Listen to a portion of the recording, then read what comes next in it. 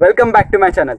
तो आज पूरी दुनिया के हर एक इंसान के मन में सिर्फ एक ही सवाल है कि आखिर कब खत्म होगा ये कोरोना और कब खत्म होगी ये लॉकडाउन की सिचुएशन। पर मुझे लगता है कि भारत सरकार ये लॉकडाउन हटाने के लिए कोरोना के खत्म होने का इंतजार नहीं कर सकती। और जिस तरह से हर रोज अलग अलग खबरें हमें देखने को मिल रही है, उससे तो यही लगता है कि 17 मई के बाद ज्यादातर स्टेट्स में से ये लॉकडाउन हटाया जाएगा। तो चलिए आज इस वीडियो में हम इसी विषय पर चर्चा करते हैं कि आखिर क्या सिचुएशन होगी भारत देश की ये लॉकडाउन खत्म होने के बाद। और इस वीडियो को शुरू करने से पहले मैं आप सबसे विनती करना चाहूँगा कि अगर मेरी वीडियोस आपको अच्छी लगती हो तो इस चैनल को ज़रूर सब्सक्राइब करें और इस वीडियो को लाइक करें, शेयर करें और कमेंट भी करें। तो दोस्तों, सबसे पहले जो करंट कंडीशंस हैं उनके बारे में मैं आप सबको बताना चाहूँगा कि कोरोना वायरस की लगभग 3 से 4 हज़ार डेली न्यू केसेस सामने आ रही हैं और लगभग 100 से 150 लोगों की हर दिन मौत हो रही है।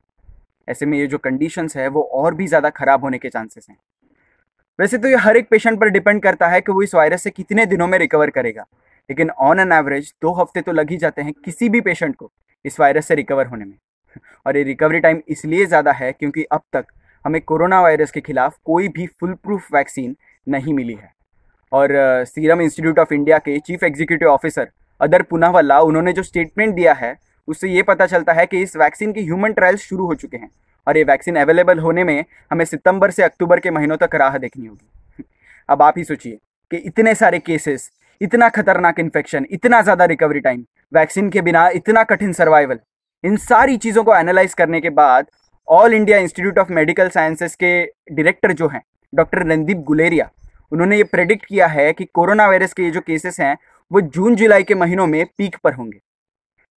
फिर सवाल ये उठता है कि क्या हम इतने समय तक ये लॉकडाउन कायम रख पाएंगे? तो इसका जवाब ये है कि आज नहीं तो कल भारत सरकार को ये लॉकडाउन हटाना ही पड़ेगा। और इसका मुख्य कारण ये है कि देश की इकोनॉमी को फिर से ट्रैक पर लाना ही होगा। और अगर मैं आप सबको बताऊं तो देश की इकोनॉमी के बारे में सोचना उतना ही ज़्यादा ज़रूरी है, देश की जीडीपी के बारे में सोचना उतना ही ज़्यादा ज़रूरी है जितना कि हम कोरोना वायरस के बारे में सोच रहे हैं। क्योंकि फिर हालात ऐसे हो जाएंगे कि लोग कोरोना वायरस से नहीं बल्कि भूख से मरेंगे। और ये सारी अर्थव्यवस्था जो है वो कंज्यूमर डिमांड्स पर चलती है और अगर कंजम्पशन ही ना हो तो बिजनेस तो ठप होंगे ही।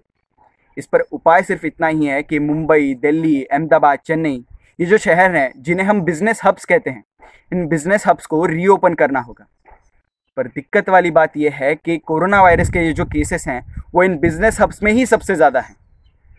इसलिए अब सोचने वाली बात यह हो गई है कि देश की इकोनॉमी बचाने के लिए अगर हम ज़्यादा दिनों तक ये लॉकडाउन कायम नहीं रख सकते तो कोरोना वायरस से लड़ने के लिए हम कौन से एक्शंस लेंगे। तो आप सभी को बता दूं कि आखिर हम सबके पास सिर्फ एक ही विकल्प बचता है कि हम सबको जीनी होगी एक रिस्ट्रिक्टेड लाइफ। तो फिर क्या होंगे रिस्ट्रिक्शंस, क्या होगी ये रिस्ट्रिक्टेड लाइफ? तो सबसे पहले हम जिन एरियाज़ को कंटेनमेंट जोन्स कहते हैं या फिर कोरोना वायरस के हॉटस्पॉट्स भी कहते हैं, ऐसे एरियाज़ को पूरी तरह से सील्ड रखा जा सकता है।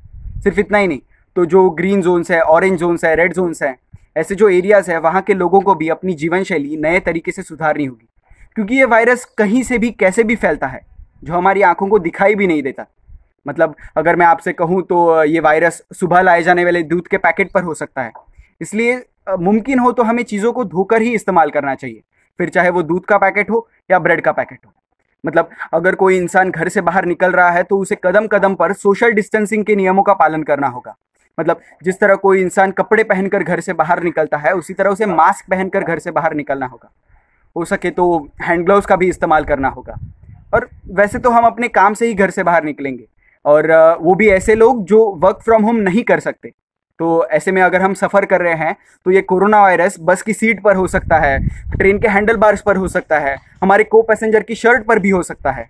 मतलब ये सोचने वाली बात है। और अगर मैं कहूँ तो हम काम पर पहुँचते हैं तो काम पर जाने के बाद भी हमें अपने हाथों को बार बार धोने की या फिर अल्कोहल बेस्ड हैंड सैनिटाइज़र का इस्तेमाल करने की आदत डालनी होगी। और घंटे में हर एक घंटे में हमें गर्म पानी का या फिर चाय का सेवन करना होगा।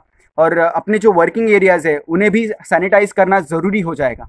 वैसे तो वर्किंग एरियाज़ में हम सावधानी बरतेंगे ही, लेकिन समझिए अगर लंच टाइम में हम किसी चाय पीने के लिए नुक्कड़ पर चले जाते हैं या फिर वड़ा पाव खाने के लिए किसी ठेले पर चले जाते हैं या फिर पान पट्टी पर चले जाते हैं, तो वहाँ पर भी हम कोरोना वायरस की इस परेशानी में फंस सकते हैं।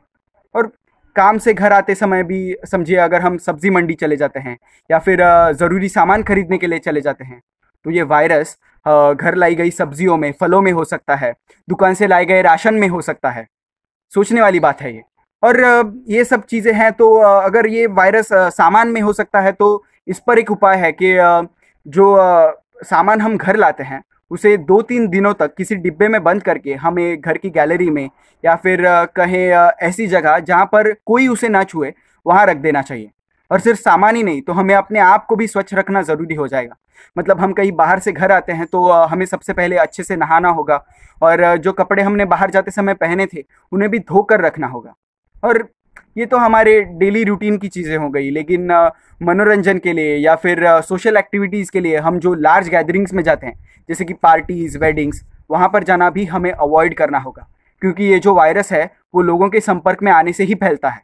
और हम कहें तो हमारे favourite restaurants, stadiums, cinema theatres, यहाँ पर जाना भी हमें कई महीनों तक बंद रखना होगा। जी हाँ दोस्तों, तो आप सोचेंगे कि अगर हम ये सारी चीज़ें नहीं कर सकते तो हम अपनी ज़िंदगी किस तरह जिएंगे। तो दोस्तों, आप सबको अपनाना होगा जीने का एक डिजिटल वे। हाँ, तो जैसे कि online shopping, online payments, digital media, online learning, video conferencing, इन सारी चीज़ों का इस्तेमाल करना आप सभी को सीखना होगा।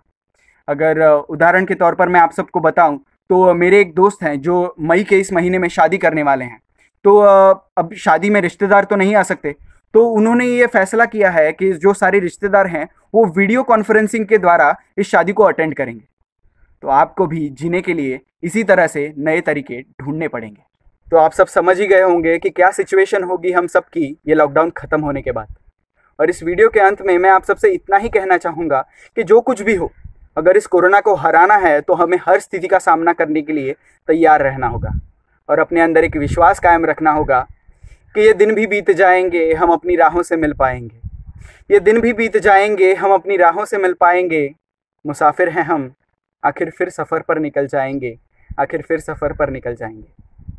धन्यवाद।